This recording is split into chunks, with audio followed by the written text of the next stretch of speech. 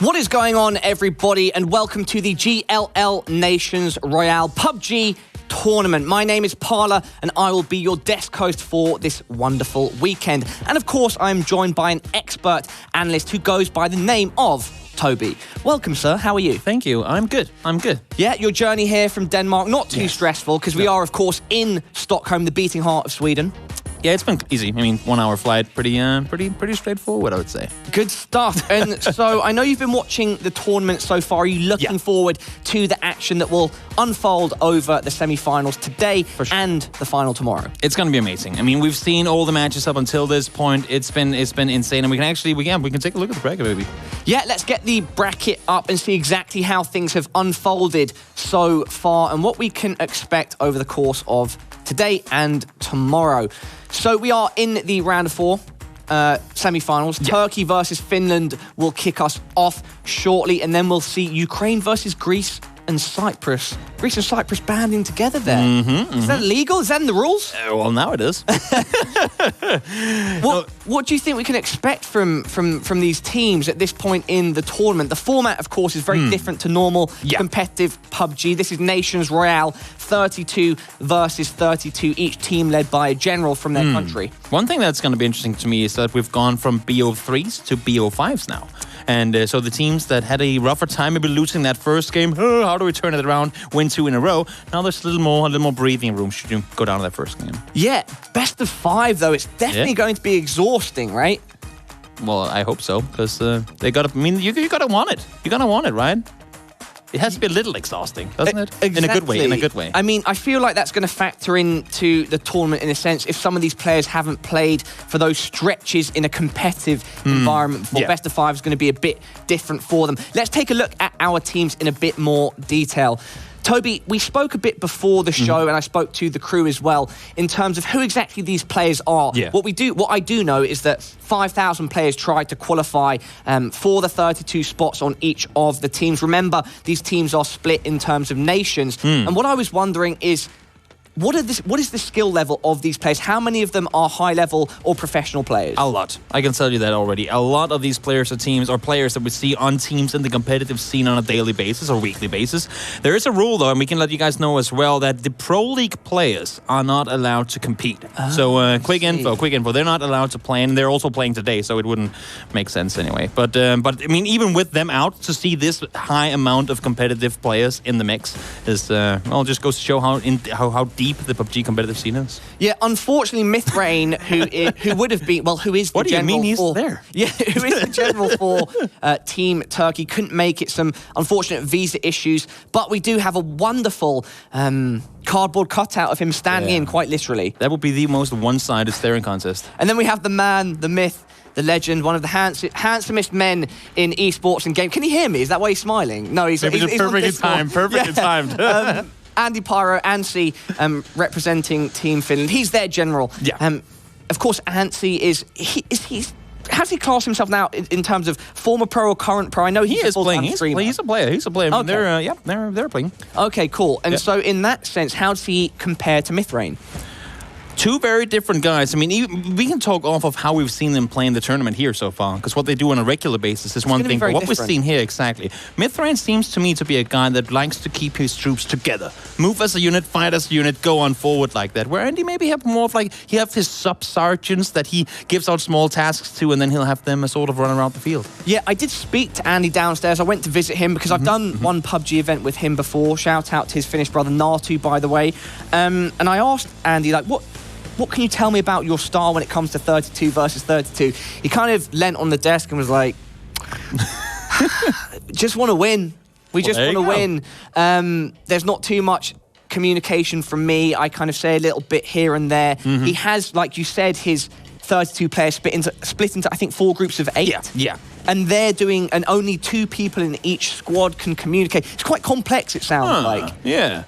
And that's good. I mean, as long as it works, right? You cannot have breakdown in communication when there's so many people to sort of gather around, because if you have half of them not doing what they're supposed to or not knowing what they're supposed to do, you see them fall apart. Because Turkey is a team that we've talked about that they know how to maneuver around and communicate. Exactly, and as you can as you can see on screen, everybody at home, we've got the map veto now, which will shortly take place. Do you have any specific expectations of which way this could go? Because throughout all esports, maps and what you're good on is very important, but when it comes from PUBG competitive to PUBG competitive 32 versus 32, how important are the maps? Are they as important? They are very different. I mean, one thing now we got Miramar in the mix. I actually wasn't aware we were going to be playing that. There's been some issues with getting that booted up, so glad to see it back in the mix. But that's a very open map where you can sit on each your mountain and start tapping away at each other, where Sanhok is the more condensed map. Jungle, trees everywhere. It breaks your line of sight, so you have to be way more up close in those fights. So two very different fight styles. Yeah, Sanhok always gives me throwbacks to an old Battlefield title, Battlefield Vietnam. Ooh, good and times, also good times. This 32 versus 32 format gives me throwback feelings to old strategy games I used to play, and also some other FPS like Operation Flashpoint. I like the idea of 32 versus 32 in the sense that we're going to see very different tactics from normal PUBG, and I can't wait to see how things unfold. Do you think any of these maps is going to favour each of these teams? It could. I mean, if you're moving around like one forest that we talked about, the Turkish team likes to do, what better than being able to jump around the side and engage a team on Sanhok up close, whereas if you have like 300-400 meter dip between you, you have a little more time to sort of adjust and get yourself up, but if they're right in front of you, it could be over already then if you're not ready for it. And in terms of preparation, that's something I wish I could have asked Andy downstairs. Whoever wins this match, actually, I'm not sure if Turkey win this matchup. We'll get an Can we get a cardboard interview? I don't know how the interview will work. We are dropping in now, by the way, ladies and gentlemen.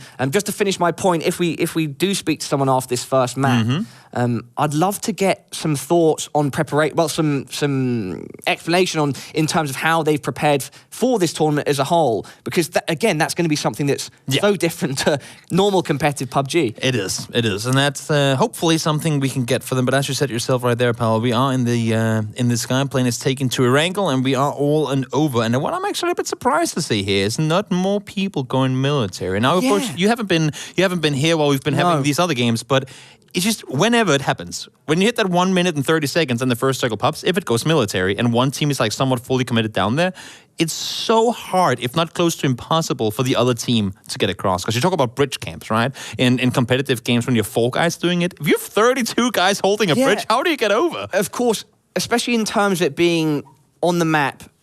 It's happened. It's actually happened. On the map being an island, right? Yeah. And if you have 32 people there as opposed to a normal PUBG squad, it's going to be so hard to sort of break the fortress down, right? Look at the Turkish players. They're just saying, guys, we got to get over. We got to take control of this. This is like a free win if we get control of both bridges early on. And they're sending players over early. And that's actually something I wanted to compliment the Turkish players for doing too, because we talked about communication, how important it is, right? But when one thing is if you're 4 guys alive all talking to each other, that's all good fun. One guy can say, do this, and they will do it. When you're 32 alive on a team, if you're split into multiple Discord or TeamSpeak, whatever groups you're in, to get communication from point A, come up with the idea, to actually have everyone execute on it, it can take a long time to actually be done. And Turkey, they just seems like a team, like, as soon as things called, boom, they just do it immediately. This is so cool. I'm loving watching how this is developing and comparing it to what I know about normal competitive PUBG. Can you tell me if in how normal competitive PUBG is run at the moment, that teams, do they still have that gentleman's agreement not to hot drop on each other? I don't think it's much of a gentleman's agreement, but I mean, it's a rare thing to see. We've seen it a little bit lately in the Pro League, sure, but I think it's more of a, is it really going to be worth it for us? I mean, there's so many places to loot, and when you play competitively, the loot is up, so it's not like you're going to be in a city like, oh no, there's no weapons here. Yeah. You will get loot pretty much no matter where you go. Because it felt like what we just saw was pretty much complete 50-50 split on the map. Yeah. We saw team, I think it was team, the flags and the colours now confuse me because we got up there inside out. One of the teams went east, one of the teams went west. It was directly split down the middle. Yeah. And then one player from each team went to the military base. Mm-hmm. Yeah, well, which kind of reminds me of the let's not hot drop, let's take it a measured approach to what's going on. I mean, we've seen a lot of different things happen. Sometimes it has been the we go west, you go east kind of thing, but we've also had teams just land pretty much on top of each other real early on. I really want to see that so bad. Could happen, we never know. But as you say, as you can see right there as well, you can not complain pretty much draw a line down the middle, and it's pretty well split up. And also now, I mean, both teams have players either on or around the military island. Not something we've seen before, at least not something I've seen. The 2 games I've casted that has both had military games has been one team down there and the other team didn't have a chance. So here it actually might become a sort of fair thing for both. Okay. And it is actually interesting seeing already just slight movements. The very top players on, I think Red is Team Finland, right? Yeah. Yes, yeah. Red is Team Finland. The fact that those 3 players at the top haven't moved too much from their original drop location, whereas it seems like more movement is happening to the southeast. In terms of Turkey, everybody is still quite bunched together and moving as a greater force. I think what's happening here is that every team knows, okay, we have control of our bridge. Had they not had anyone down there, that would have been more of, oh my God, we need to send somebody down to get control. But now they have some east, some west. It's more of a, you know what, take your time, get looted up. The battle has yet to come. And honestly, I mean, technically, it could still shift back over to the northern side. There's a small chance, but it could happen. So you don't want to overcommit everybody to the military island should it go back up. Absolutely. And in terms then of the equipment that these guys are picking up, what are the key weapons that they should be looking to loot in terms of what's going to give them the most advantage in this context, 32 versus 32? I think it's very individual from a player basis. If you go over to the Finland side of things, I mean, just quickly interject. Do you think that some of these players have been given specific roles in terms of equipment? For sure. Okay, cool. I think if you're a smart commander, because as we said before, a lot of these players, they play competitive on a daily basis. Of course. So you will know their strengths and weaknesses. If you're, for example, if you're looking over to the Finland side of things, Vasku, a very talented player from Vietnam, he's a beast with a bolt action. There would be no reason to force him to play with anything else. So give him the sniper, have a couple of sniper guys with him, like the arrow, like the archer squad in the background to sit and do their thing, and then split things up accordingly. Look at Team Finland in coming out of the northeast, just whipping hard in the cars. They're starting to make that movement south now. And we're jumping on board with Andy in the old rust boat, chugging out smoke from the back, making a move. And it seems now that the movement from the north towards the south is happening on both sides at a relatively even pace. And I actually kind of like to see this because it's just been so one-sided. If you have one team that commits to military and it goes down there, it's like, well, game over. Let's just go on to the next one. But this one is going to be interesting because we're taking off so much land mass really, really early on. So already from an early stage, well, they're going to be forced into engagements. I mean, as the game progresses, will we see the teams trying to keep hold of utility such as cars? Well, they would want to, but as we talk about normally in competitive play, if you have 4 guys shooting at you, there's a pretty big chance your vehicle gets blown up and you die because there's no knocking people when it's in an explosion like that. So if you have 32 people shooting at your car, you can get killed pretty quickly. It seems like then perhaps that isn't the best idea. I do remember that from my time with regular competitive PUBG. With blowing up in vehicles. Yeah, exactly. That having a vehicle in the earlier mid stage can be very useful, but then as things whittle down, it almost just makes you a bigger target. Now, one thing that's going to be interesting here is, of course, every team knows that the other team has control of the other bridge. So, as you can see right now, Andy is really slowly moving his way forward. And this is also something that's interesting. For the Danish team, Waggy Jaggy, very gifted guy, talented guy, but he was more of the backline guy that was clearly the one calling his troops around, where Andy is one of the guys who, you know what, I'll go up front, I'll be the Aragon, I'll run into my opponents, right? But as you can see, he's trying to take ground, see how much control they can really take here, because feeding 32 people on one side, it's going to be tricky. So if we get the map view up again shortly, this is there's an interesting movement in terms of now Turkey have left some players a bit further north and there's this big gap there. Obviously it's so hard as a general and as Team Finland to know that there's a gap there, but will we see teams trying to exploit risk by potentially rotating early for a backside flank? Could be. I mean, we've seen flanks being executed to perfection. We've also seen them, well, they were tried to be executed and it did not work at all. It is. I mean, because one thing is you got to be able to do it. You also got to time it. I mean, it's a good idea. You can say we'll send 5 guys down south and push around, but you got to do the engagement like in proper timing. So if the other team engages you before and your team is still a kilometer out, your entire team could be dead before they even get there, and then there's no point in the flank, right? This is the stuff that was going through my head when I was thinking about the tournament before coming here. You see earlier I referenced some games that this invokes memories of. In terms of strategy, I would love to see the generals trying some really innovative stuff that you can't do with a normal PUBG squad. Yeah. When you've got 32 or technically 31 men at your disposal, trying to chuck some people in an awkward off angle, getting round cover, getting round buildings, really trying to like outwit the opponents as opposed to just relying on the gun skill that we know that all these players have. Yeah, it's going to be interesting, and that's also what I've been missing from this. So we've had the chance to talk to the captains. You're like, how do you do this? Like, how does it work? And now we'll see. I mean, wow, circles, really centering on the bridge, isn't it? Yeah, and this is another thing that is a big factor in this. Circles benefiting one team over the other. I mean, that's right now, sure, as you can see, all the Finnish, thank you, Toby, players are making their way up north, so there's still room. But should those circles continue to go west, it normally becomes a lot easier for the defending team rather than the team trying to push on in. Yeah, indeed. It would be for me. Yeah, Mythrain. Again, both of the generals. Yeah, obviously. Commandeering vehicles.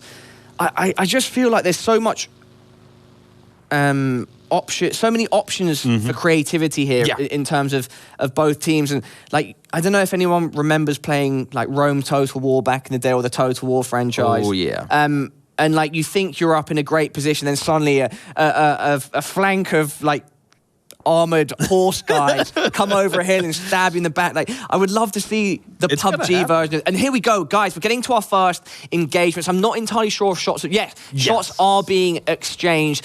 We've got 2 Finland players that I think that's Spicy Doggo under fire in his vehicle, and we can see that the high ground in the initial phase has mainly been taken over by a troop of Turkish soldiers. Yeah, it's going to be tricky for these guys. I mean, they're all, again, high ground is important, especially when you're so many people. The more area you can overlook, the better of an overview you can get of your opponents too. If those guys that are just going out of frame from Turkey in the top right on the other side of the island had snipers, would that be a power position for with where Finland are right now? Well, I mean, if you can land a 1 kilometer shot, sure, but odds are that ain't going to happen. And even if it does, the thing is... Yeah. I mean, to land it twice, because you gotta get him knocked. You also gotta finish him, right? So yeah, I don't know the distances as well as you. So that's too far, like the grid here. Every line that you see on the grid on the minimap is 100 meters. Okay, cool. So it will be tricky. It will be a very long shot. But you can see the flank. The flank is already happening down south. It is happening. The thing is, they're in vehicles, and she's in Lipson. It seems to me like they have some sort of clue what's going on behind them. Yeah, it looks like Shishin. Is it Lipsum or Lipsy? Yeah, Lipsum. It looks like they are aware of this flank. They've probably heard the vehicle or seen it, and potentially they have an inkling that there are some other Turkish soldiers following them up, and they're getting cornered quite badly here. And we're taking a look now at, I think they're pushing up. Yeah, we're actually going to go in for a POV. Lips in there trying to take down a bike. Oh, and he's actually been flanked there by Kajuti. And he's knocked him down. Yeah, seems like Coyote wanted to go up and get himself into a good high ground position. But again, the fight for the high ground control has gone in the favor of Turkey. So sure, again, the circle went west and went over towards them, and they get to position themselves before the finish. But I like the fact that the Finnish actually try and get up and take some high ground here. But it's clearly not really working the way they wanted to right now. We're on board with Jap1 here, or Jappy. Currently pantless, which probably isn't the best. Well, that's a strategy. Best idea in terms of warfare. The thing is, I can tell you that real quickly as well. This is just... Yep. I can tell you that real quickly too. What you see on your left side is like your squad. You have squads of 8. You cannot make the actual groups any bigger than that. Yes. So you cannot see anyone that's not in your squad of 8. Which means that it could be your opponents. So it could be Andy saying, you know what? Nobody wears pants. That means we can always recognize each other. Oh, okay. So that's the strategy. But now, once again, Circle not pretty in the favor of the Finnish, and they lose one more player. I just saw one of the Turkish players, Muki, M-U-K-K-E, and he's currently the final player in the most northern position, slightly behind 2 Finnish players. I'm not exactly sure how he ended up there. I thought the Finnish players were the last ones to rotate, and it's going to be interesting to see how he sort of factors in to the fight. We see, again, the Turkish players have managed to keep a hold of this high ground, but the Finnish Legion now trying to challenge for it. We've got Peltzig leading the way. Is it ideal here to engage with them whilst they're in a building, or do the angles fade? What you can do is you can try and pin them down, and I think that's why you see the Turkish players come around, because as you can see on your minimap, the white line is shown a little north of the compound, which means it will be out of the circle in just a short while. So if you can get all the way around and contain them inside, well, then there's going to be no exit for them, right? You're just like, it's a kind of the fox trap kind of thing where you burn off both sides and wait for it to run out. And, I have no idea what fox trap you're talking about, but I'm going to say yes. You burn off one side. Okay, the foxes have 2 entrances to the cave. So you burn off, like, put fire to one side, forces them out the other, and then you kill them. Oh, okay. Yeah. Is that something that you've picked up in life, or have you been fox hunting? Or? No, I've seen the Disney movie. Yeah, I know it's a thing in the UK, in the countryside, where the fox population can get high or something. Anyway, away from fox catching, back to Turkey versus Finland. Finland now do have 3 players down and out. So Turkey, is that much of an advantage at this point to have a roughly 10% lead? Well, I mean, yes and no. There's still, I mean, everything can still happen. Circle could hard shift back towards the finish, and then that lead might not lead them to a whole lot of places. But that's the funny thing, because even though you say it's 32 against 32, one player, we've seen it happen before as well, can actually make a huge difference. If you get around that side, and if he spots an area being open and say, guys, this is clear, that one call could be the difference for the entire outcome of the game. So never underestimate. We've seen comebacks before. I think the biggest one we've had was something like 32-20, and it ended up being pretty tied up in the end. Lipsin, the snake in the grass right now. Not entirely sure if the Finnish player's approaching him. No, he's behind the rock. He's going for a long nade there, misses slightly back. Oh, no. Bounced off the rock and knocks Kajuti, but he's covered by smoke, potentially going to be revived there by Jupsik, yeah. But you can see how many players he allowed for his team to push over with. He got up there, he said, you know what, I'm free, there's no one around me, and now there's not one anymore. Now we have 6, 7, 8 players in the exact same spot. And now they're starting to deal a lot of damage too. Can you explain to me what Nyquil is doing? Nyquil He's chilling. I don't know. He was probably hoping the circle to go north, which clearly didn't happen. I mean, it could be a little miscommunication there, but... fight. And now we get the red zones down here as well. This is going to be interesting. Oh, yeah. That's actually not good news for Team Turkey. No, but they have to find a way to get, out of it. Normally, if they just go they have to just go north. Yeah, going to go north and try to get a bit to the east. They can't go directly east, of course, because they're going to be... in a tough squad. Tough position. Oh, sorry, that was the Finnish team. These colours are confusing, guys. I'm sorry. We'll get it changed up. I'm sure we can. Since it's these 2 specific teams, I'm pretty sure we could organise that. Potentially.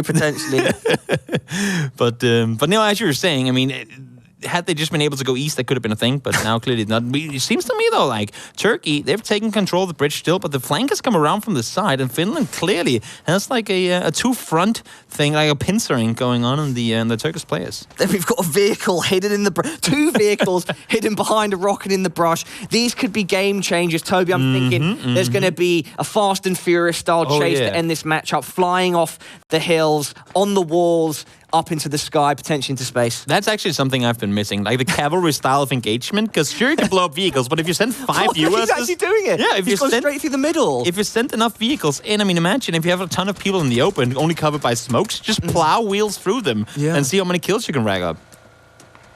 I think that... Was this an escape play? Yeah, I think it was one of those, I want to go from this side over to the other, and somehow he made it happen too. Unseen here. Locking down San Eki, and it's 10,000 days that finishes him off. Who is that with Senkeki? Thotis should be able to stay alive there as Unseen backs off. Right now, to me, the main issue for the Finnish team, as you can see on the map there as well in the corner, is that they have a front on the eastern side that is not allowing to push forward. Like, they're being contained really well. Front. This is it, man. Right? They're not allowed to push in. They're not allowed to push in from the Turkish, which means that all the Turkish players, they can just focus on the guys on the west, take them down, like make it 2 individual fights. So the whole pushing in from each side thing is not really working in the way that the Finnish would have wanted it to. General Andy, under fire. Men! Rally around me! You should have like in Battlefield 1942 when they had the F1, F2 commands. Yeah, exactly. Schnell, schnell, schnell, schnell. This is intense. It's definitely got... It's definitely got a faster pace than traditional PUBG. Oh yeah. We saw about maybe 8 to 10 minutes of looting and positioning here, and then when the 3rd circle sort of zoned in, everyone just collided, and Finland are dropping rapidly. At this point, this sort of lead surely is quite substantial. Or am I still wrong? Oh, it is, for sure. I mean, the idea of the flank was extremely good, and now February, well, you're going to need to do something amazing, because they have to pull off a hell of a play to cross this bridge here. But as I said before, I mean, the idea of the flank was really good. It was just not executed well enough. I mean, they didn't have any pressure, and now they're just getting picked off. Ooh, some nice shots there down the bridge. Taking some painkillers to numb the achy bones and joints and potential bullet wounds in the face. I was gonna say, take a painkiller to numb the bullet in your chest. That's how it works. We don't know. It could be like a really strong painkiller. Yeah, you never know. That could be morphine or something. I don't know. Yeah. Not sure that would do much for bullet wounds to the face. Same. But Circle did pop though, and it seems to me like it's gone actually in the favor of the Finns to a certain extent. Question being though, they're down by half the numbers. Is it too little today? Because as we said, they were completely contained on the east side, right? So they got to finish off the west, and now it's a two for one kind of thing. They're twice the numbers. How do you do this as Finland? Oof. Yeah, right now it's just going from bad to worse for Finland. Missy knocked down, probably going to end up being taken out completely. 10,000 days here, taking his time, following his name. He's been holding the bridge for 10,000 Exactly, days. he's been holding the bridge for 10,000 days. He's a warrior on the front line. Yeah, I mean, it makes sense. You want to have I mean, if you can have just one guy... But the circle's going to... Yeah, it's moving in already, as you can see. Yeah, the circle's going to pose a bit of a problem here for him. Nonetheless, he does have support from 2 other Turkish players. I would imagine... was it not? I mean, and with Finland I need to sort my brain out, all right? No worries. You can have all the time to sort. You have the entire day to sort out whatever you need. I have the day and the night, buddy. You have all day long to sort everything you need to sort. But as we talked about, also coming into this, the whole Turkish powerhouse moving kind of thing, as soon as they get up in numbers, they just move as one, and they're kind of doing the same thing here. You see all the vehicles coming in as well. And with them being up by now a third, like a triple numbers, I just don't see how the Finnish players can hold them off. And if Turkey do win this, which it looks like they will, we won't have an interview, unfortunately, with Mithrain. Oh. We will just have to stare at his cardboard cutout and have a moment of silence. And look at this. It feels like, for me, and again, my opinion is not as educated as yours, it seems to me like Turkey gaining that high ground at the start and sort of positional control in the circle was paramount to their victory. Impending victory. This seems like an impossible task at this point for Finland. I mean, they are fighting back as well as they can, but 5 against 27, I am not seeing this going the way of Finland. And I like the idea with the flank. It just did not have enough kind of power to it. And now 2v27, I don't even know where the last 2 players are. I mean, one... Where are you hiding? Where are you hiding? Oh, there. No, he's dead. Oh, it's Natser. Natser. How do you pull this one off again? He's going for the glory play here. 1 versus 27 in the clutch. Dodging around the tree, getting humped by a frying pan. Takes down one. Is that the thing now that they all... I know they do it in Greece. In the Greek players, they always have to kill the last player with a pan. That's the thing they do. Yeah. So they whenever they see there's just one left, they just yell in the Discord, pan, pan, pan, pan, pan, pan, and they just come charging with their pans. The cars come in. It seems to me like that's... I mean, are they shooting? Nope, they're charging in. They are going for the pan. They're really committed to the pan play here, the PP. And there it is, the first hit. But he does manage to knock this second player. His nude self dashing down the hill, hip spraying. And the thing for him is, does he have enough ammo to hold him off? Now a car comes in as well, and that's going to be it. Oh, you can hold off the guys with a pen, but you cannot hold off a 120-kilometer-an-hour vehicle. A sad sight is a group of ferocious men rush a half-naked one with pans in hand, knocking him to the floor. Yeah. The final player is down, and Team Turkey take that first victory in our best-of-5. Mithrain. He seems pretty happy with the result. I mean, gotta say. Yeah, Andy doesn't look too phased. I mean, I think he looks like this all the time. Well, I mean, now again, 5 games. Yeah, plenty of games remaining, right? Plenty of games remaining. Maybe this just wasn't really what they would have wanted. Maybe they'll get things working the next one. Have we seen victories as dominant as that so far in the competition? Oh yeah, easily. We actually had a game, again, back to the military games, when one team gets full control. We had a game where it was 32-0. No, 31-0. They only lost a single player in that entire game. And so then in terms of the games that we've seen that are close, what were the deciding facts in changing the momentum? I think when it comes down to the very last circles, I don't want to say it's circle favoring, but it's around like who has the hard cover, who has the compounds, who gets to position around it. I mean, it requires a lot of skill to not do this in a 4v4, but to do it at such a high amount of players to be able to sort of maneuver your troops around you. So, I mean, even though they got flanked from both sides, Turkey never seemed to care. Is this a big difference for all the players involved in the competition in terms of how much faster the pace is? Because usually in competitive PUBG, there's the looting phase and then there's sort of the feeling out stage, a bit more of that, and then things come to a big crash at the end. Yeah. In this, it seems like much more frenetic. I mean, I think one big thing that was in this one was that it was on the military island, so we excluded a ton of land really early on. Sometimes you don't see that first engagement until 17, 18 minutes in. This game was pretty much over by then. Exactly. So I think that had a big role to play. But I mean, I agree with you completely. It is very different.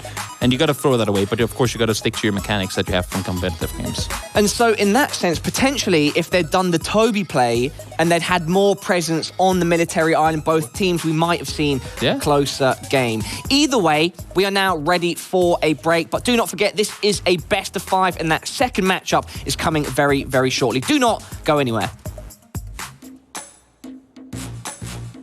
Oh shit. Yes. Otetaan toi seuraava nyt.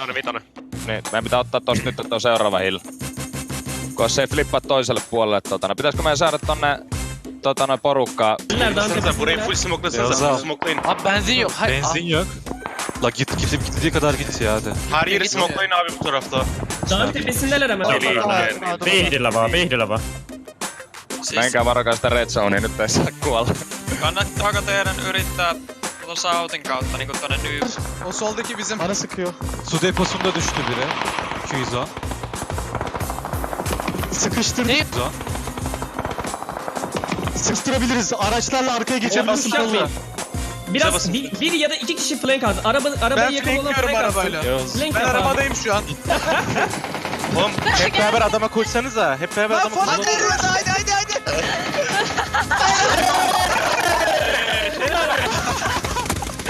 Haydi. Niin ja...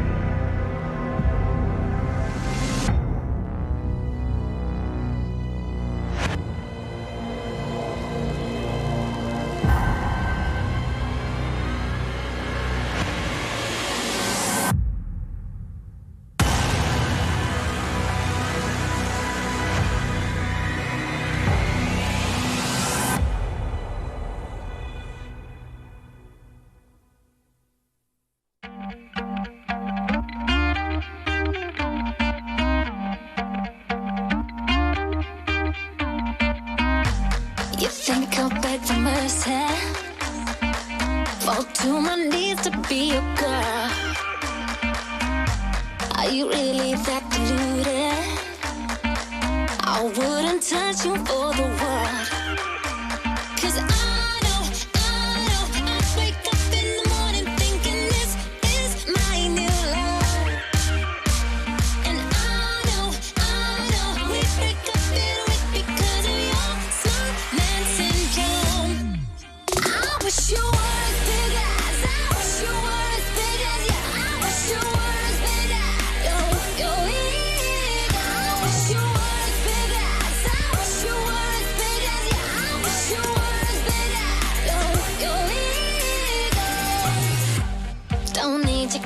conversation. Babe, I'm afraid you're out of luck. That's too much information. Don't care about models, that's whatever. Oh no, you wake up in the morning thinking this girl's dumb as hell. Oh no, no one could ever love you like the way you love yourself. I wish you were as big as, I wish you were as big as, yeah, I wish you were as big as, yo, I wish you were as big as, I wish you were as big as, yeah, I wish you were as big as, yo, ain't no way I'd give it up, move to you like I'm in love. You want it, but can't get it, baby, I don't give a, do I look like I'm in love?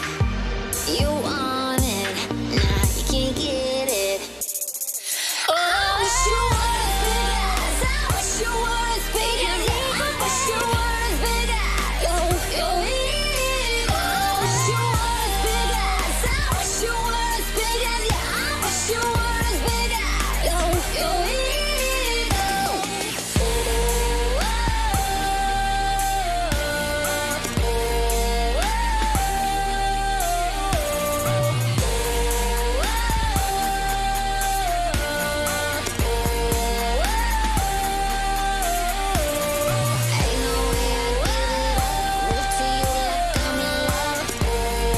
You want it, but can't get it, baby, I don't give a, do I look like I'm in love? You want it, nah, you can't get it.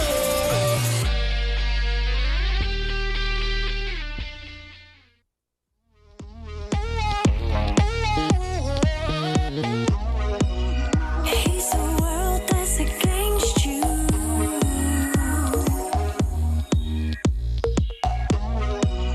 He's a fear that's pulled you down.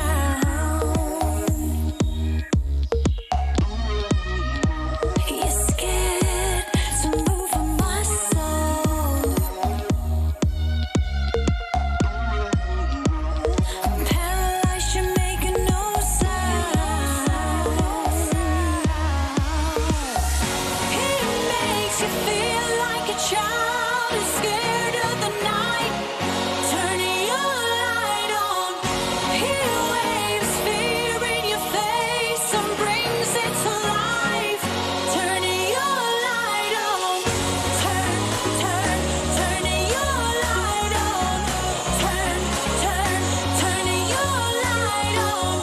You've got to open your eyes. He's nowhere inside. Turning your light on.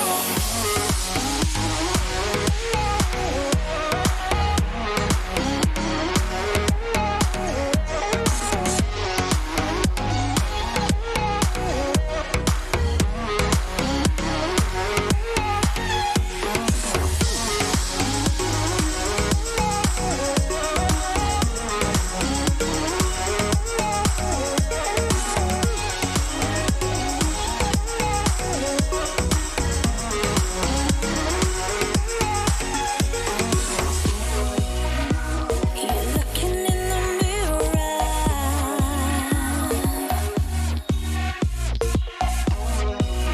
He's the starting all around.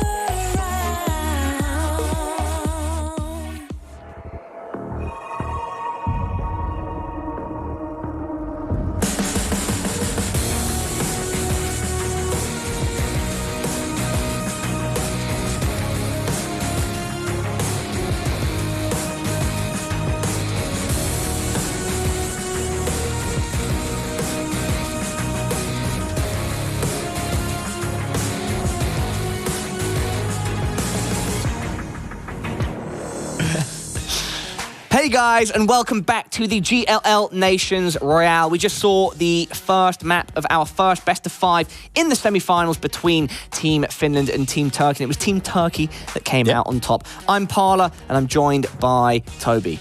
Yes, and it was an interesting one that we talked about how the idea of the Finnish team was good in splitting up, but well, I mean, Turkey, they didn't seem to care. They took out one side, turned around, took out the other without really... What did they end at? I think 25? And 3 of them going down to the last solo player, right? Exactly, So when they went to pan him. Yeah. So despite them having somewhat even odds early on with both going down on each side of the military island, they reign supreme, that's for sure. Yeah, I wonder if how that first map will change how the veto goes on this second map. Let's remind everybody at home of our special formats, 32 versus 32. Each team is made up completely of a nation. So, for instance, yes, Finland versus Turkey. And each nation's team is led by a general, a captain from their respective country. On screen right now, we can see that specific man for Team Finland.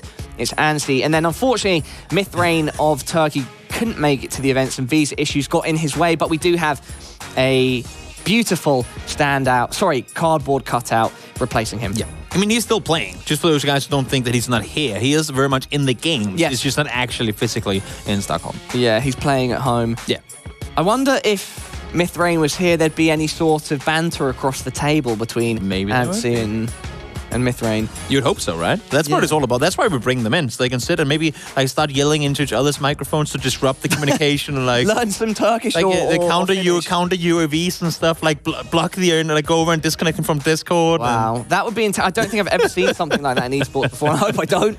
That'd be too intense. We'd have to get security around each each captain, each team. That would be good. And for everybody at home right now, don't worry. I'm sure many of you, if not all of you, know who Anssi is. If you see him rubbing his head and he has this very, straight face on all the time, that's just the classic Finnish way, all right? He's not tilted. He's not angry. He's focused. He's not frustrated. He's just focused on being a normal guy from his country. Yeah, he's a focused guy, and alongside his fellow countrymen from Finland, one thing that we didn't really get to talk about before, but that is very much Finnish, especially on the PUBG side of things in esports, they're fraggers. Okay, yeah. I mean, they land shots. Well, that definitely goes in line with what Anssi was telling me when I was downstairs. He was like, we just want to win. We're just going to try and take the guns to the opponents and land some headshots. And so is that something in PUBG that Finland are known for, great aimers? Yeah, that is very much a Finnish thing. I mean, sure, other countries have extremely good fraggers too, but Finland is just always, I don't know if you can say reign supreme, but they've always, every time we say what country has the best PUBG players, what country has the best fraggers in PUBG, a lot of times Finland is on the list, that's for sure. Yeah, well, Nordic spirit and Finnish spirit known for warrior qualities, and I hope that Anssi can bring some of that out of his team in this second map. A little recap of that first map, just going beyond the score and brief details we just mentioned. Yeah, the Turkish team, well, when we started off, it was like a 50-50 split, east and west. And we saw the circle land on the military island, which you had said previously was a stronghold and that you kind of needed some presence there in case the circle lands there. And then it did. And the Finnish players weren't sort of as centralized around or moving towards it as fast as the Turkish players. Things sort of evened up. But then when the gun fight started kicking off, the Turkish team had the high ground and they managed to manage the engagements, correct? Yeah. I mean, they held them off to perfection. They did really well because I kept saying it before, but I'll do it again. The Finnish players, they knew, okay, we have to push to them. We cannot just run straight on. That's going to be too difficult. We have to do something. They tried to push a lot of guys down around south, but you could just tell that the Turkish players were ready for it. I mean, they were sending people immediately down to hold them off. Yeah. And what we have been discussing as well is potential creative plays, maybe some random hot drops here and there, things that could randomize what goes on. But if you can kind of control that a bit, maybe you'll catch people off guard. Yeah, that could very much be a thing. We've seen it.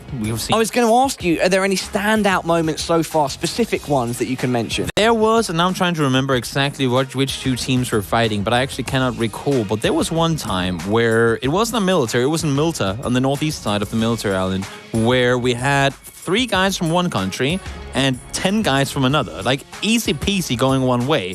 And the 3 guys actually, I mean, they went down in the end, sure, but they actually managed to take on like 5 or 6 of the opponents. Okay, it seems like that sounds very like something that I would like to see. Well, what I was going to mention, it seems we missed the veto. I didn't see it come up on screen, but we have ended up on, this is Miramar? Yes, correct. The sandy dunes, and this is where that high ground thing comes into play once again. Look! It's happening. It could very much. I mean, at least it's closer proximity and a bit more randomized, right? San Martin could very much become the hot spot early on here because there are players and teams or players from both teams going down there. Yeah, there there is a big centralization here in the central northern part of the map where we can see Turkey and Finland with maybe 5 to 6 players each in close areas. So as soon as these guys start looting, are they going to kick off, or will they run the opposite way and try and withhold what they've got? That's the thing, right? I think it's going to depend on where the circle goes. Because so there's one more player. No, I think it's actually 5v5,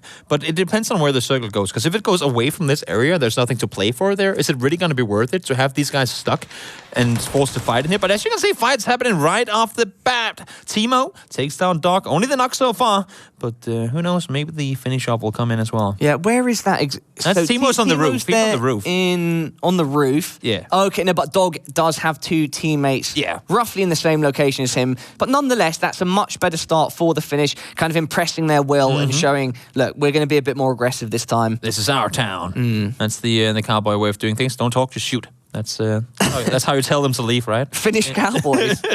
I like that. You've never heard about those? They're a rare sight, but I'm sure they exist some. Yeah, I hope that they do exist. Now we see Anil there trying to take an engagement with Jerpsy and Spicy Doggo 69, who were on top of the roof and potentially there because of that advantageous angle. They take him out and he is down. So that is... Contrary to the first map, we have Finland taking the early lead. Yeah, they have. I mean, now it's going to be interesting to see what the Turkish players do, because sure, they only lost 1 player. They got the rest back up on towards Nog, but they have a chance now. You can see Control, he has a chance to disengage. He doesn't seem like he wants to, but he has a chance to run out and sort of regroup, but seems like he's a bit too stubborn. He's looking now for the badass from Finland. Who doesn't? Trying to spot where he's gone, but he's given up on that angle and he's going to loot a bit more. He doesn't want to take that engagement, as you said, Toby, and things are going to slow down a bit. Perhaps now Turkey thinking that, oh, no, he's just reorganized himself, found a different angle, looking into the same position. Badass now in the open, clearly has no idea, and he's getting a bit of damage there, not too much. Oh, and then his teammate there, Spicy Doggo 69, tries to fend off. How do you say Saturkin? Yeah, I don't know. We couldn't figure it out last time either, so you just say something and then we'd stick to that. Yeah, either way, they're Turkin taking a lot of aggro from 3 or 4 Finnish players, and Jerpsy is actually taking it upon himself to push through and hopefully catch him off guard. An issue right here is that he's all by himself. He has Rita. I mean, she's sitting up on the hills above that can sort of apply some sort of pressure, but once they're in the house, there's nowhere she can really sort of assist from.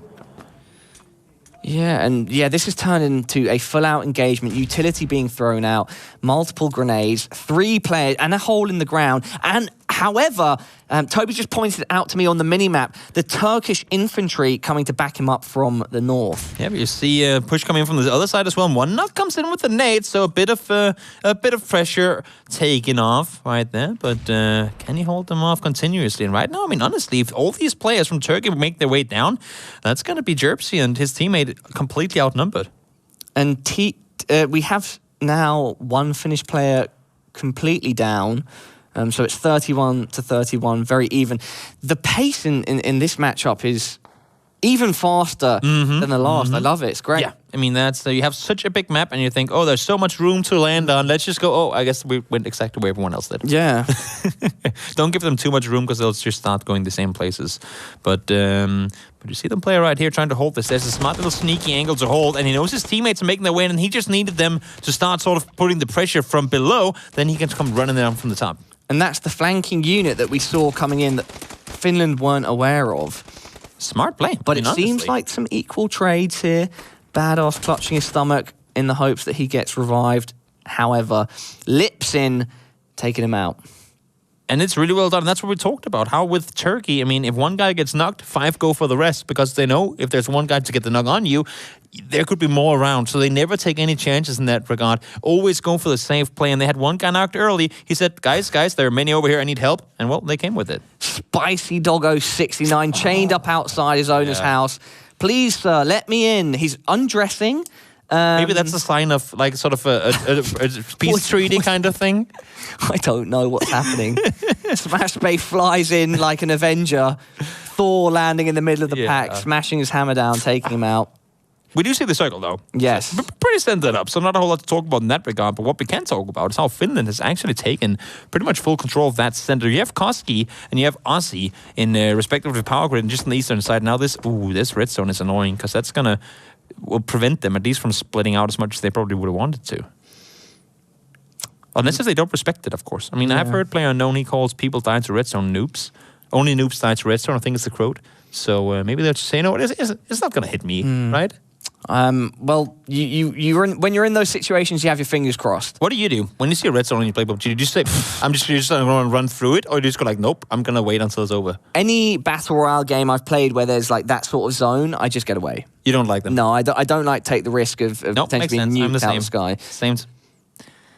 We've got our drone captain flying in here, giving us a nice overview of the teams there looking at each other across the plains.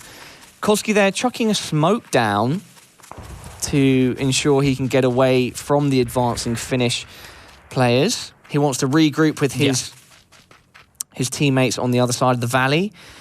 Is he aware? I'm assuming that the people that he's trying to regroup with do know of the Finnish players that were on his right side, that were overlooking them, and he's probably picked up some very vital information from dropping that smoke and seeing the people advance. So, yeah, I would imagine that there's some good information there that's been gained by Team Turkey. I mean, he's a scout that ran out, but is he going to be the scout that makes it all the way back? I'm not sure. Seems like Jupsik had a pretty good angle on him just before. I'm not sure if they've spotted him yet, but at least he was looking in the right direction. So there's a chance that's going to come in. And look at, I mean, you have Nickwell and you have February. Once again, they were also the ones that pushed over the bridge really late in the previous game, but now they're once again on the opposite side of things. Maybe they can be the ones to get a lot of info as well. Yeah, there seems to be a tactic being employed there in terms of how Turkey deploy a couple of men on, I don't know if it's part, like, informational missions or just looting in general. Yeah, recon. Yeah. We can use a general term like we're innovating here in terms of what. It's amazing. I love it. There's some recon there.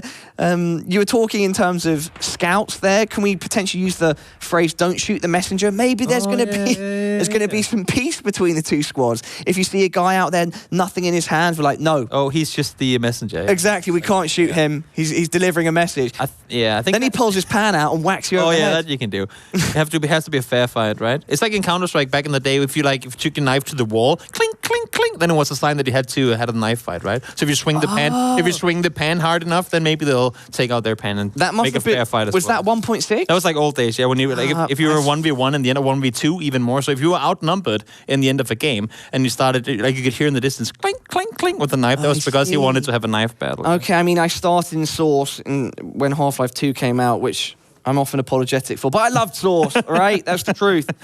CSGO, though, undoubtedly a better game than Source. Either way, back into the action on screen. Yeah, it seems as though the power grid has become a central location. The blue team is Turkey. Correct? Yes. No, it is. Yes, it is. It is. But we've got Jupsig there putting down some fire, trapping Kalimdor. Kalimdor taking it down, but not out just yet. You can see players immediately. Look at how many players are coming over to rest him. I mean, it's so crucial for them to keep their players up. Oh, that's a red zone explosion. Feels bad, man. But, well, you work hard on the Oh, wow, yeah. There we go. I see it in top right. And even on the same team as well, they both play for Fenerbahce. That's why they have the FB logo. So, so they're helping out each other now. Then Nate came in, and that's just unfortunate. One of the powerhouses of Turkish football. Mm-hmm. We'll leave it at that. Yeah. They just haven't really been doing that well. They're actual players on the Fenerbahce football team. Oh, yeah. Of course they are. That's the thing. Yeah, of course they are. They are the powerhouse of the Fenerbahce football team, easily.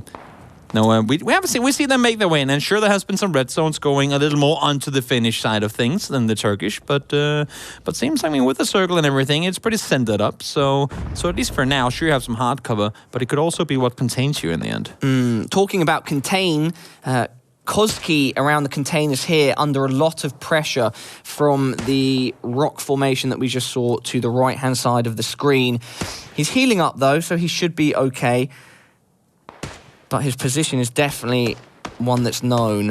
And we can see that the Finnish side are sort of creating a big arc around the power grid. Not a complete circle, because I do think the Turkish team have at least one one angle of it, one side of it that's protected. Thoughtis is not having a good day today. First he gets himself killed by an explosion and then he runs over a teammate. That's not how you want to do things. No. Here Lox goes down as well. Code Marco becomes Code Kill and he secures the kill, but he needs to go back and get up those mids. But that's one actually, a guy that was pushed out or maybe a bit too far by himself, caught off, and then that could be some room taken by the Turkish. It would be great if we had listenings where they were speaking English, because where they were speaking English. Yeah, because that way we could really piece together how these guys are approaching things. Because whilst Andy did tell me, oh yeah, we're just going to take the fight to them, you can clearly see that things are being formed and the way these guys are moving around is in a structured way. That could be a thing for Season 2. We need like translators to be on site with live translation from the communication. Or a live guy on the battlefield who runs around with a microphone. He's this pan just like running around. Hello, how are you doing over here? Oh, you're getting shot at. Never mind, let me just go away. Yeah, that could be a thing. Maybe someday. I don't know.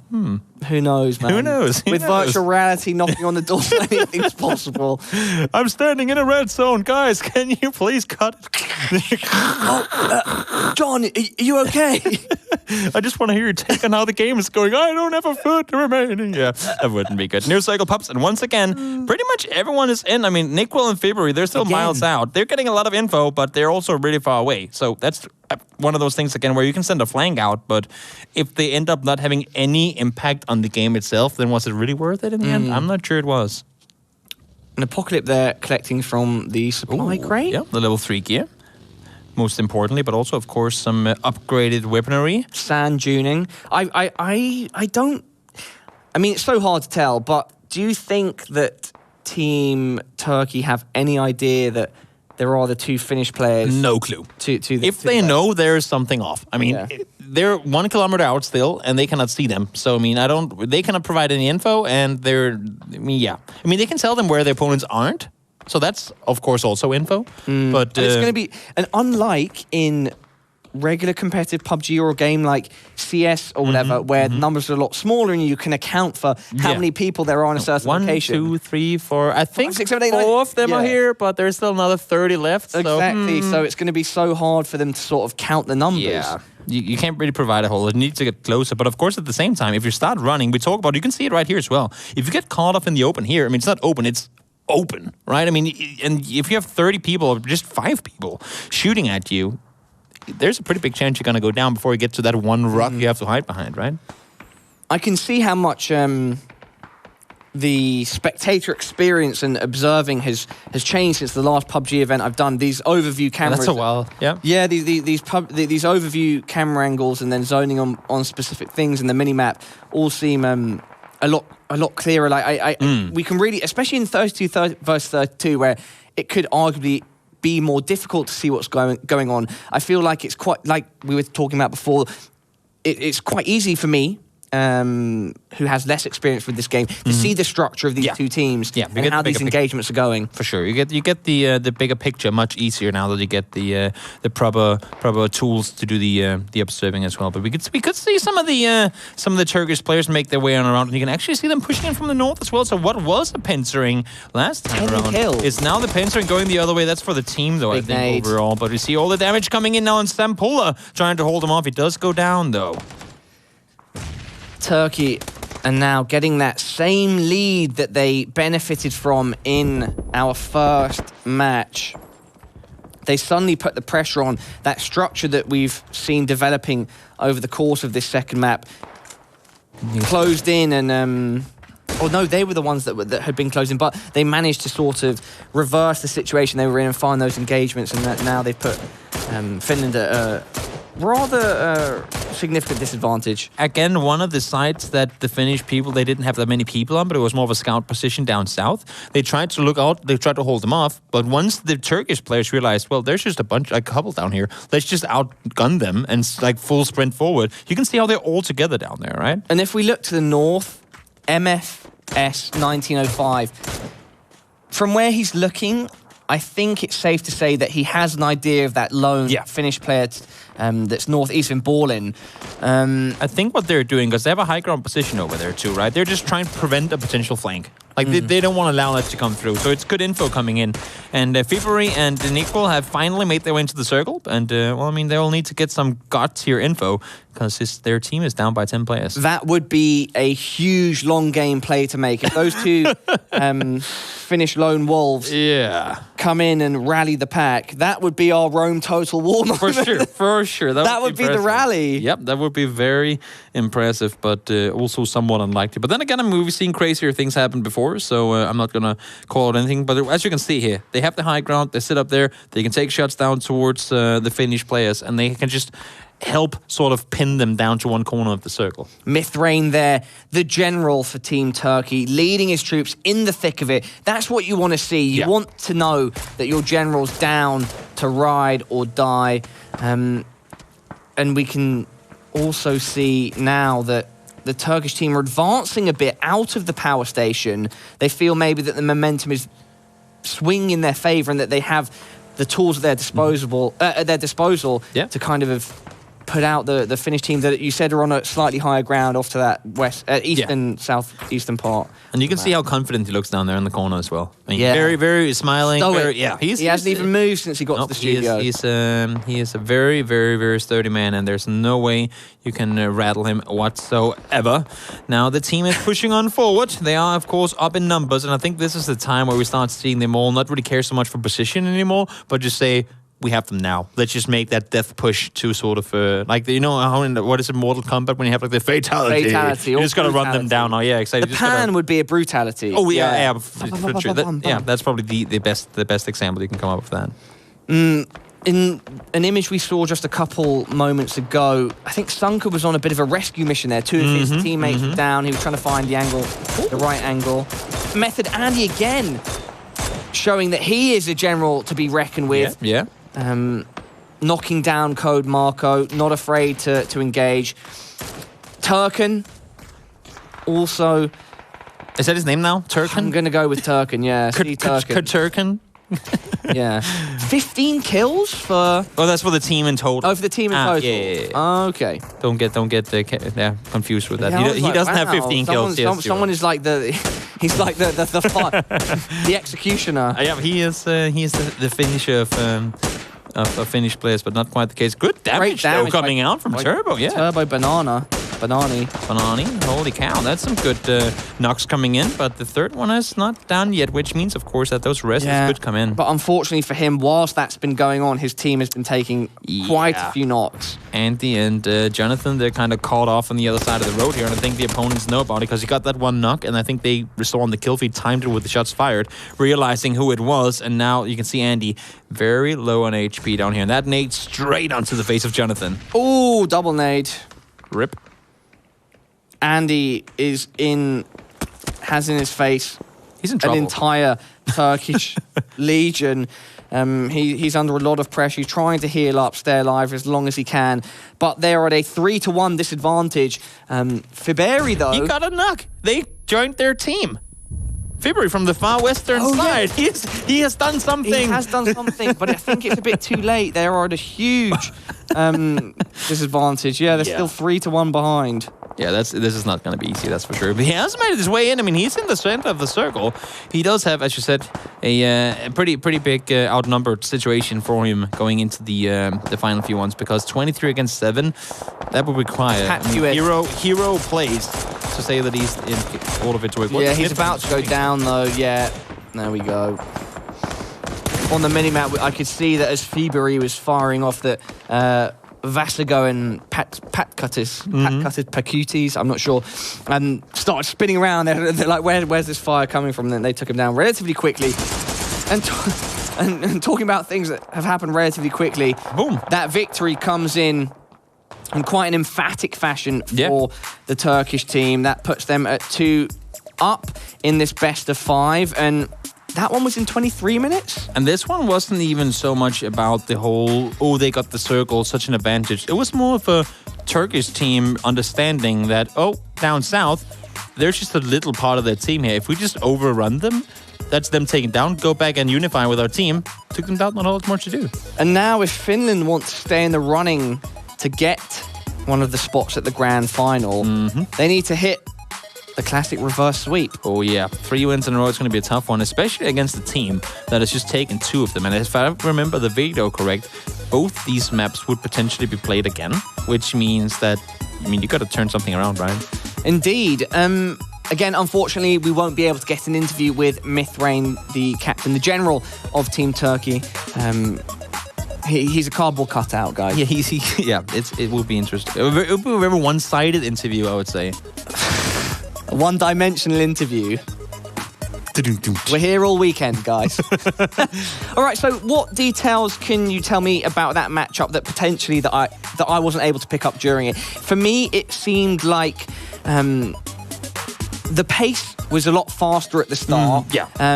In terms of strategy, as you mentioned, Turkey or both teams, there wasn't so much in terms of positioning. We saw the power station being important, but just when things kicked off, it seemed like a steady burn until just like warfare, gunshots going off and one team coming out on top. I think, and now we don't get to actually talk to the commanders, but I think this was one of those things where Turkey, because they were all together, they didn't really have to worry so much about, who goes here, who goes there. It's more of a, let's knock all these guys, boom, do that, move on with it. Because they're good fraggers too, and they were just, you saw it in the kill feed. Once they got those snipers in hand, once they started aiming down the opponents, they was just red on the left side and blue on the right side. There's not a whole lot more to it.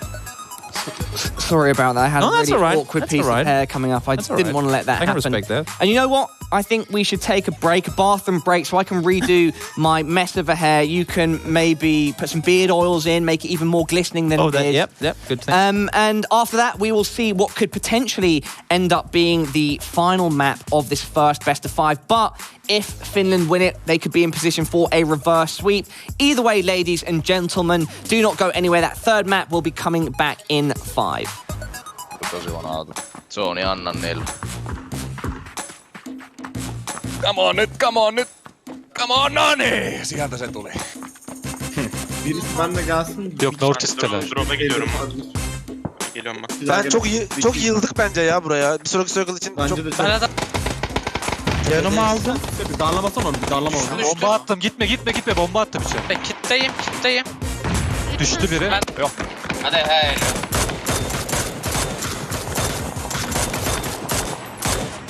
Nyt tarvii souttia ampumista. Nyt on lähellä yksi. Puskee ihan just. Niin, puskee. On pelkkää mahdollista. Mä nokkasin sen. Araba gidiyor araba. Siis faktahan on se, että meillä oli 2 paikkaa.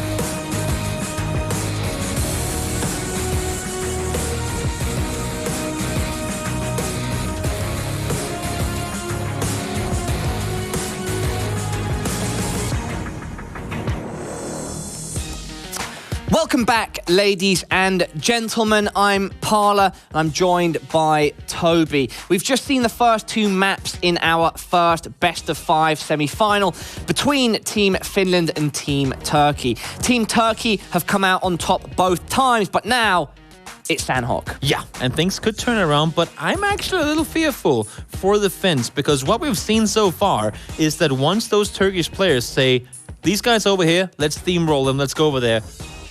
Well, they have a 100% win rate in doing that, right? Against the Finnish team, at least. And on a map like Sandhawk, where we talk about the Finnish players, they won't have that advantage with the distance where they can sort of maneuver people around. If the Turkish manage to do a sneak attack with like 20 players on one little flank, that's going to be really hard to counter. So you think they're finished?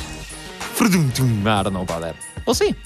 We're here all week. I was going to say, we got the Britain up on our arms now. So for any returning viewers or for new viewers, just a quick recap on the first map. Turkey and Finland started off at a relatively slow pace. Things centralised on the military island on Erangel.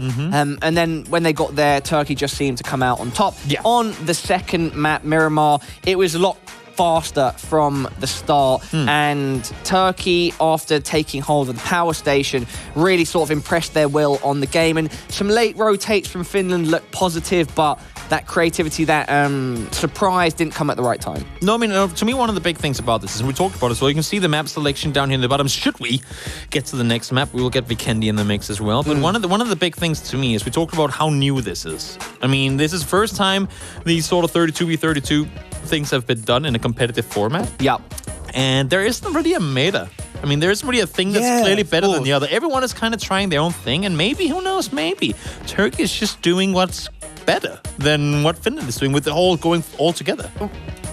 I think you raise a good point, because at least it feels like to me, from what we've seen, that Turkey are playing more of their own meta than what Finland are doing. When I've mentioned this before, but for anyone that's come to the stream fresh, I spoke to Andy before his game, and he said, you know, our tactic is just to take it to them and land some headshots type thing. Not exact quote, but that was the general impression.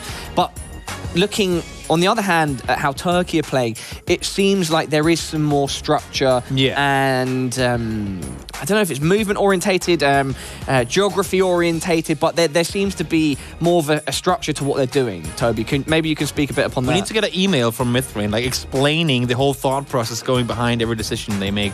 But it's true. I mean, I think Turkey is doing more, but let's focus on these 5 guys right now and take them out, so that whenever one of those guys peak up, if you're one guy peaking 5 players, I mean, you might get one knock, but if there are 4 guys there to get the rest and shoot back at you, who's going to win that fight, right? Yeah, a great example of what we've observed so far, what we've just been talking about in terms of how Turkey have played, was the very start of the last map, where there was a very light engagement between Turkey and Finland. It was maybe one Finnish player that was doing some good damage to about 3 Turkish players. Yeah. And he had some Finnish support sort of like roughly around in the distance, but the Turkish players maybe sensed that he was kind of isolated to an extent in a building, and they took an opportunity to push, I think it was 4 to 6 people close to him. Eventually there were some grenades thrown or whatever, and the Turkish players took that player out, and then they managed to collect another player, and it sort of then went from there into this, it wasn't a stalemate, but the Turkish players firing from the power station at the Finnish players in the hills, and after that things just sort of degraded. It just went out of hand. Yeah, I think what the as Andy said, as you said, Andy said, that they focus on the individual skill and how they're all good fraggers. We talked about it. We compliment the Finnish players for the fragging abilities.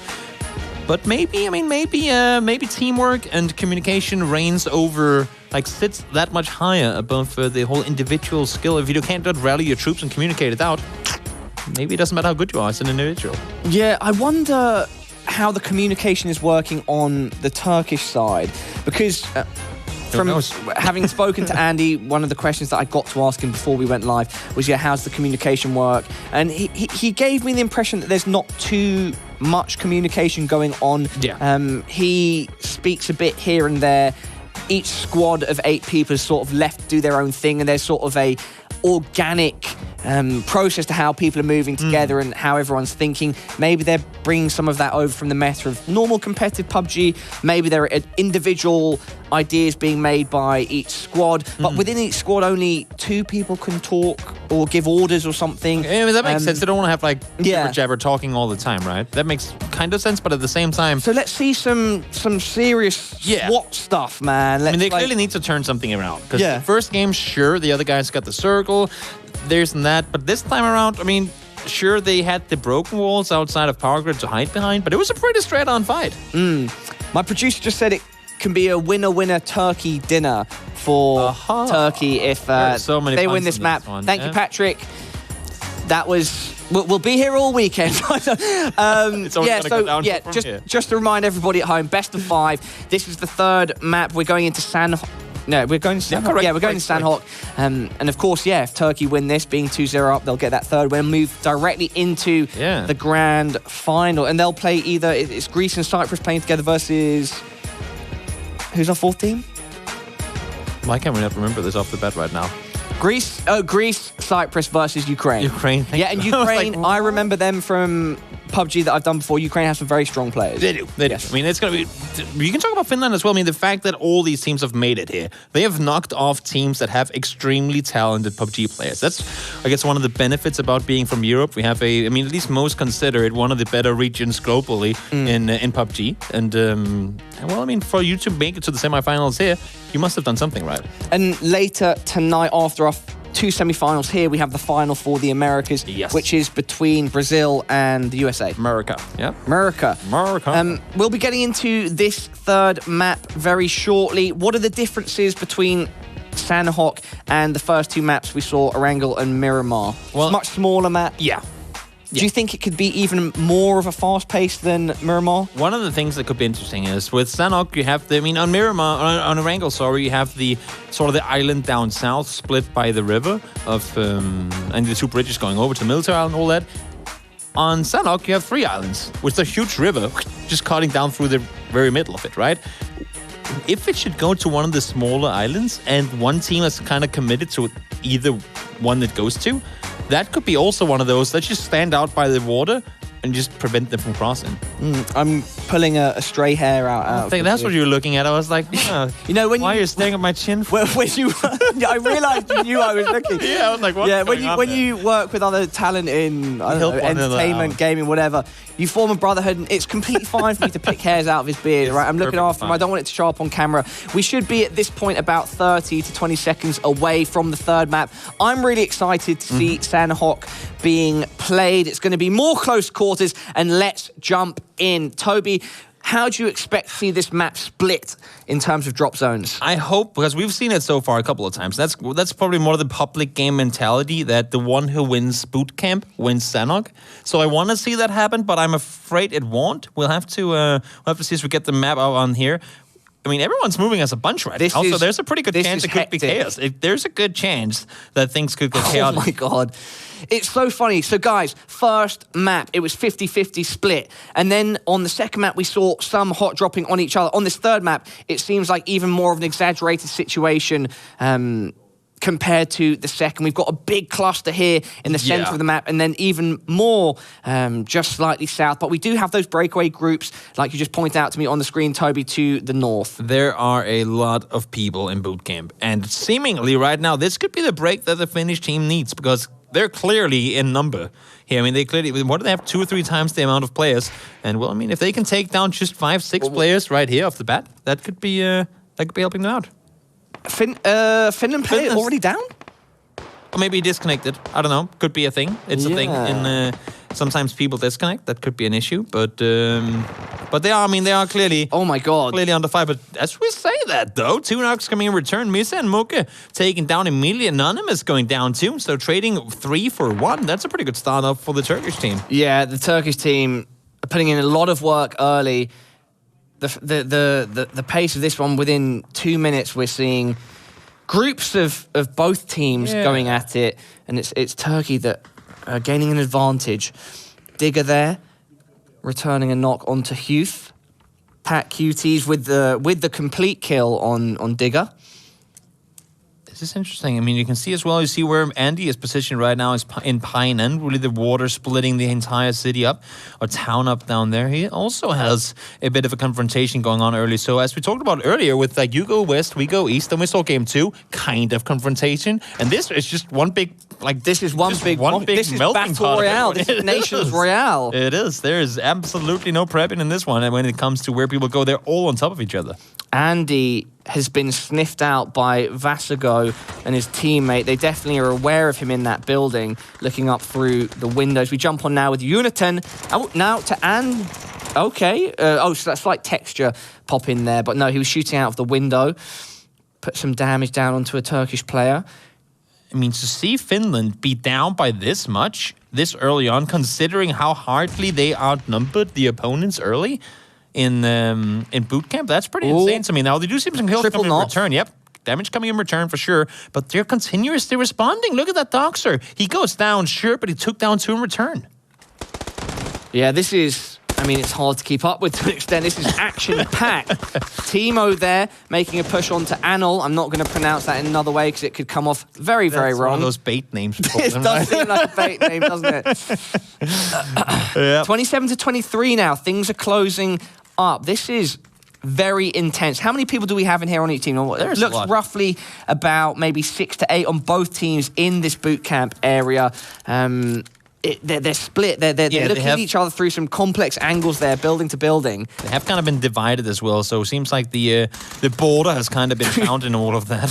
This is like watching like it's like a public game. A public lobby of any sort of shooter where people are just going at it. They could respawn, right, with how fast they're taking each other out. I mean, we complimented both teams for their sort of strategic approach to what's going on, but this time around it just seems like chaos. Yeah, what's funny though, even though Finland are slightly behind, in terms of what we've seen in the first 2 maps, this is favouring Finland because the scoreline is a lot tighter, and now we're almost even. I mean, they were down 22-31, and now it's 21-20, so great comeback for Finland when it comes to the numbers. But of course, nothing's over yet, and the guys that somehow are still alive here in... we gotta connect those bullets, gotta connect them, Lasse! Oh, dude, if you whiff... that's not good. Oh, he is down. He could help, but Lasse, whiffing a bit. You might not be in this one for the next season 2. But Uniton's help, Spicy Dog 69, has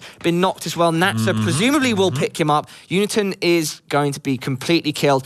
20-19 now. This is fast-paced action. Also, one thing to compliment here, Smashbay and Rita that we see on the screen, so they play on the same team on a daily basis. Which two, sorry? Smashbay and Rita, we see them right here running further up towards with Lasse as well. They play on the team together competitively normally, right? Look at this push. That's going to allow for them to incorporate what they do normally in competitive play together. Rita there was leading the charge. She was not afraid to push up on Timo and Natsa. They're sort of locked down the building. We see Mitch Ralius really pushing in, maybe to flush them out for his teammates in the background.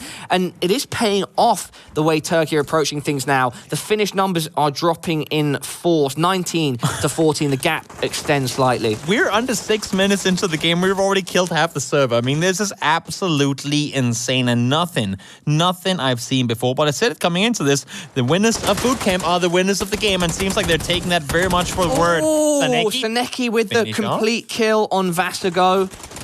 Marco tries to return. He doesn't know what's going on. He's just jumped over a player, then spins around, lands a great shot onto Peltzig, puts him down completely and revives his teammate. 18-11. This is tight, but we've got a flank coming in now. Natsa is the only one remaining in that boot camp area.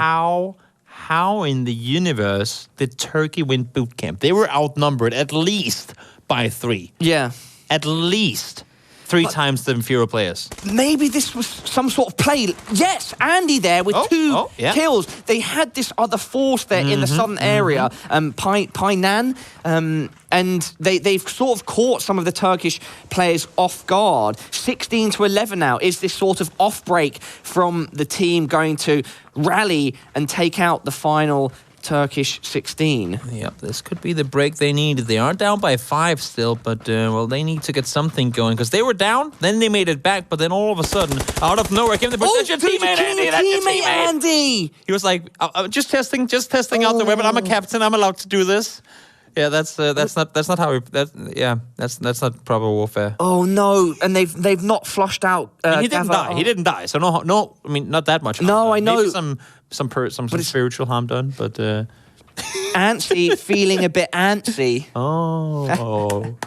Yeah. Did you prepare these, or are they just, like they're just natural? Nope. I'm loving it. I mean, just I'm coming off the top. And are they still aware that Gavin is there? Or are they going to leave him because that could be a critical error? Yeah, it's going to be. And he's going to be able to provide a lot of info for his team. So many players are making their way out of here, and I don't think. Check your corners. Yeah, you want to clear all those buildings, especially when we've had such a big firefight going on. And if he can somehow get behind these guys, not fight them at any point, but just continuously tell where they're going, that's going to be so important for the Turkish team because they're up in numbers, and if they can move around as one unit and know exactly where these guys are going to be coming in from, that could be a 3-0 for Turkey. Yeah, I feel like that. I mean, I don't know exactly. You'll know a lot better than me, but it seems like a critical error to have not cleared the potential areas where because they were looking for a player there. They knew that there was someone around. And they seem to have just missed him. In all fairness, though. Or did they know? Or maybe he was hiding from the start, and maybe they never saw him. Yeah, that could be a thing. And there's so many teams, so many players landing. It's not like that usual 4v4. Where okay, we need one more, we'll kill, and then we'll move. It's a little harder to really get the bigger picture, especially if you haven't spotted anyone out early. Turbo Banani with the kill onto Slippy Zerg. Fiex God now. Oh, with a great shot there. That's a headshot. Mithrain under heavy fire. I think he was the one that was on the end of that sniper shot. Yeah, and he just popped his last bandage too. He does not have any more meds whatsoever. Oh, look at the minimap. And he's circling back, and he's getting very close to. I think that must be the last player coming out there. Yeah, exactly. Ooh, if he gets taken 14-11. Down, that's like when you played Stratego and you had one little guy that went all the way around the back to capture the flag. Right, that would be insane if he goes down here. Gava Amet could make such a huge play here. Yeah. If he has been the sneaky boy that we believe he has. I'm pretty sure what we're looking at here is the entire remaining force of Finland. Like, I think these are the final players from Finland, and they're getting completely swamped right now. Oh, they're getting crushed from the east as well. We've got 10,000 days. Gava Amet there with the drop with the drop onto Andy. That was the guy but he has revealed himself. Nature, though, looking to pick up a double on the right-hand side. Can't see if he's got that. Sunka takes out Shish. 12-10. Yeah, and Finland, they're coming back on this one. I mean, honestly, things were going very much in the way of Turkey, but somehow the Finnish team are holding them off. Yep. Natsa is coming in from very far off. He could be taking out 2 players. Should be able to get the angle, but Jansky with a nade straight on the face. Not a whole lot you can do to counter that. Oh, wow. Natsa, I don't know how he's in the position he's in. And NyQuil, there's the flanky boy. Flanky boy is in the mix. The flanker is coming in, but this is going to be too late, though. Oh. That's the thing. 12v6, they need your help, and they need it right now. Yes, they do. 12-5.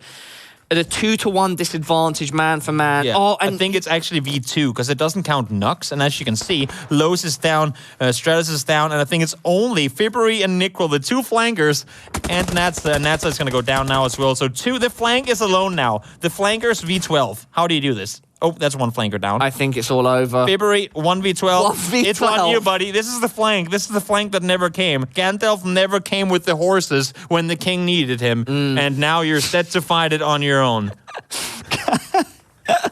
Goddamn Gandalf. God damn it, Gandalf. Where was it? Where was the help? It was everybody. That is GG. Fibbery falls the final Finnish player, and it's A whitewash, 3-0 to Team Turkey. Congratulations to them. They are our first grand finalist at the GLL Nations Royale. That was one hell of a performance. I mean, 3-0. I mean, sure, it's we talked about how metas haven't developed yet and how it's tricky, but they just never really seemed to be that much under pressure so that they couldn't pull off whatever was coming their way. Yeah, I really, really enjoyed watching this third map. It seemed... Well, even in terms of numbers, it was 100% a much better affair for Team Finland. Yeah. But I think we did note, and I know that one of the things that a lot of PUBG analysts talk about is minute details that end up having massive impact. Yes. And in this instance, I don't even think it was a minute detail. I feel like the loss of Finland not finding Gava Amet really stabbed them in the back, quite literally. Oh, yeah, as you said, right? Completely literally. They did not check the entire city, which, of course, can be hard to do when the rest of your team is kind of saying, we need help over here because the entire Turkish army is coming our way. But, well, I mean, that was the death of them. Yeah, that was... How long did that match take? I didn't even know. It was over before I looked at the time. Yeah, I didn't even see... We didn't look at the time because it was action-packed from start to finish. Yeah. And, pardon me, I think it was... really cool to see how the meta, just within these 3 maps, developed. So 50-50 split across the map at the start on Erangel, Miramar, slight bit more coagulation between the teams. And then in the third map, it was just all hell broke loose on... what was the central compound? Boot camp, yeah. And it kind of makes sense too, right? Because you talk about how the river goes all the way down. Yeah. You want to get control of those center points all the way along the river. So boot camp being one, Pineland being the other, literally a city that's split in the river. If you can take control of the crosses, you can also allow for your team to push over whenever you have to. But since both of them tried to do it, well, only one can come out on top. Exactly. And now we do have some time to speak to, unfortunately, the losing general. It's Antsy. Sir, how are you doing right now? I'm doing good. Nothing special. We took a whooping and that's it. We take care and we come back later. Yeah, so what do you think happened, Antsy, across the 3 maps? Just sort of general points, if you could share them. Turkey played it really well.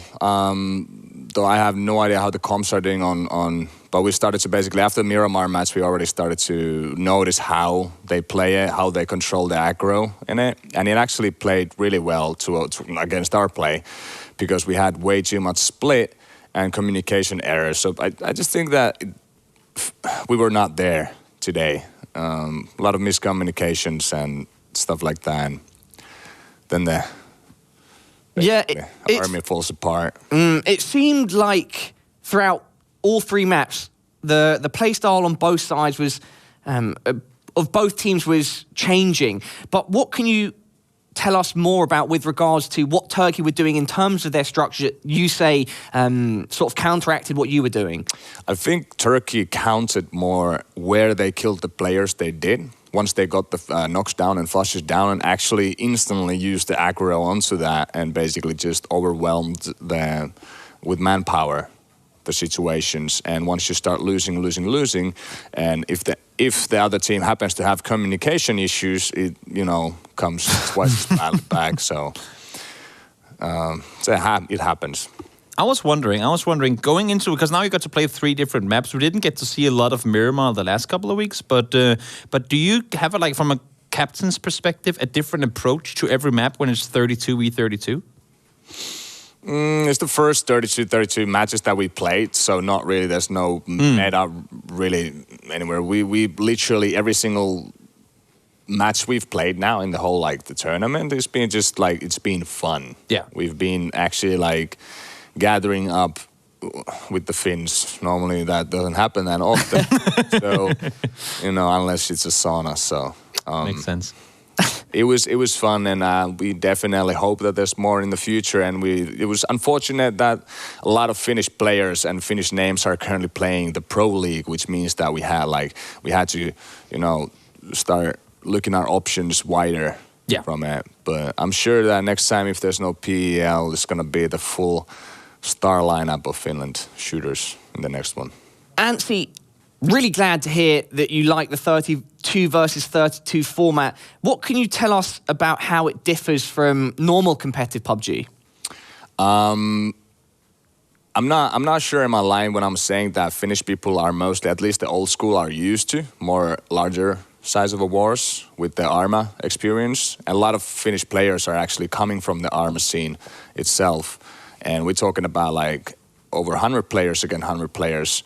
And that kind of, it changes the game like totally. Like 100% it changes the game. You need to have someone to lead, like a multiple basically to lead the tactics to use. It's not anymore, you don't even need to basically have the circle, anything like that, but if you have the proper plan to execute things, you can easily, you know, make it a lot different game. Yeah, and so I know it's only the first tournament you've played like this, but I have so many questions because I found this format so interesting. Just like I did with when we've worked on normal competitive PUBG before.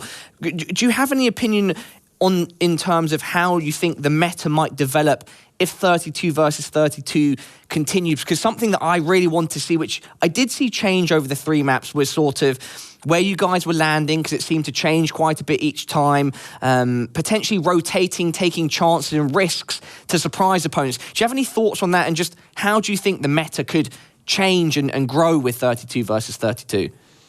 I don't think it's gonna become like anything else than actually like taking a little bit exactly national banter towards each other. I don't think it's gonna grow into that size of a big that it will ever grow a meta.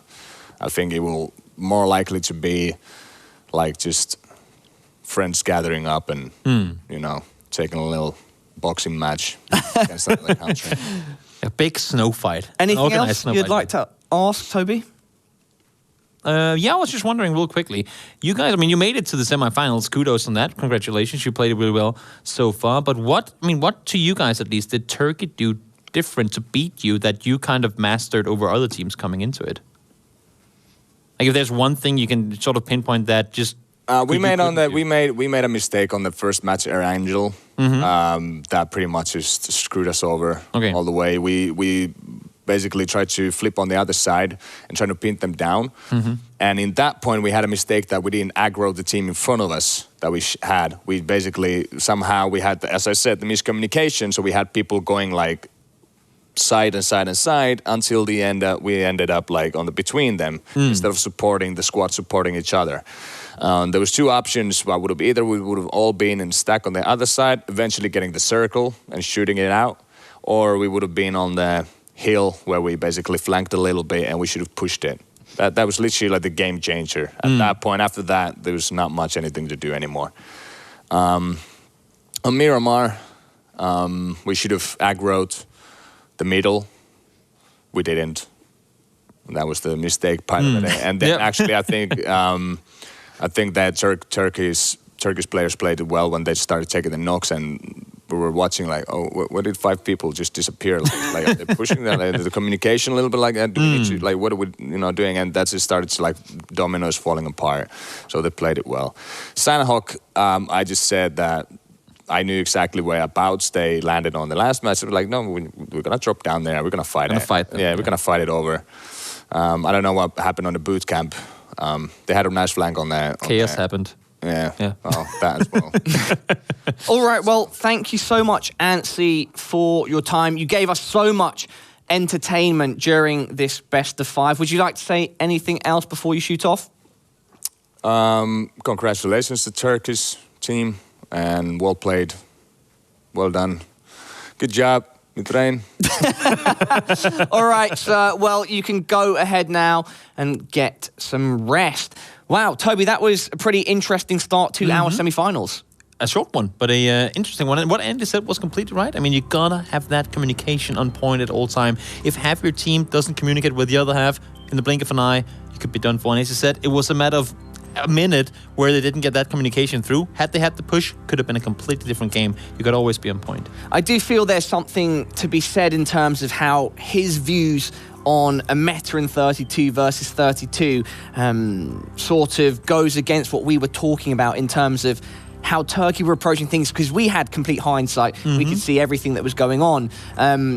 Their structure, and just however they were playing, it seemed like they were creating their own sort of style. And if you want to call that a meta, I don't think it would be too inaccurate. No, I mean, they were clearly doing something over and over again, which worked. And that's one of those, if it ain't broke, don't fix it. And I mean, they did it throughout the entire tournament and it worked. So, and Andy said it himself as well. I mean, once they got those knocks, they pushed on it. They went in, they took control. You saw it with Turbo, Banani, and Miramar. 3 knocks, boom, boom, boom. Where's the push? You just took out 3 players. You got to make sure to finish them off as well. You have a huge advantage point here. Did not seize it when they had the chance. Indeed. Congratulations to Team Turkey, our first grand finalists here at the GLL Nations Royale. Let's take a look at the bracket, see how they got here and what's coming up next. It's been a hard-fought tournament for them, taking out the Adriatic nations. And then going up against Hungary, then taking out the Adriatic nations. And as we've just seen, finishing things off today with Finland, moving them forward to the best of 7 grand final happening tomorrow. And they'll play against either Ukraine or Greece and Cyprus, those 2 countries playing. It's going to be a good match, that's for sure. That's going to be at 1900 CET, 7 p.m. CET, right here on twitch.tv/GLL. So we have another exciting best of 5 to come, the second semi-final. I can't wait to see how Ukraine play. Yeah. I've not seen, I don't think, Greek or Cypriot players before, but for me, knowing the Ukrainian PUBG scene, how it's very strong, that's going to be a pleasure for me. It's going to be good. And I think that's the funny thing, because we've talked about how there isn't really a meta per se, so these teams could be bringing something completely different to what we've seen so far. Indeed. Toby, it's been a pleasure so far, my friend. Commiserations to Antsy. I'm sure we'll go and say hello and have a chat with him shortly. To all of you at home, do not forget to check back in a couple of hours. That will be 7 p.m. CET 1900 when we see our second semi-final. Thanks for joining us, and we will see you then. Vittu koy on meri. Mitra'nın oradan mı gitsek acaba? Yok Hans. Evet. Çatıma nasıl sıkıyorum kardeşim? Burada bir tane var. İçeride. Tasseiden lähellä. Joo, bootcampille tulee autokin vielä. Bootcampille on lähdössä. Oma kampo. Tuu hyvä. Tapo, yksi on vielä nokattu siellä talossa. Kyllä täällä jos. Kyllä on veikko bootcampille. Nyt siinä! Vittu mä säiköin, sori. Yli puolet varmasti. Mä yritän toi.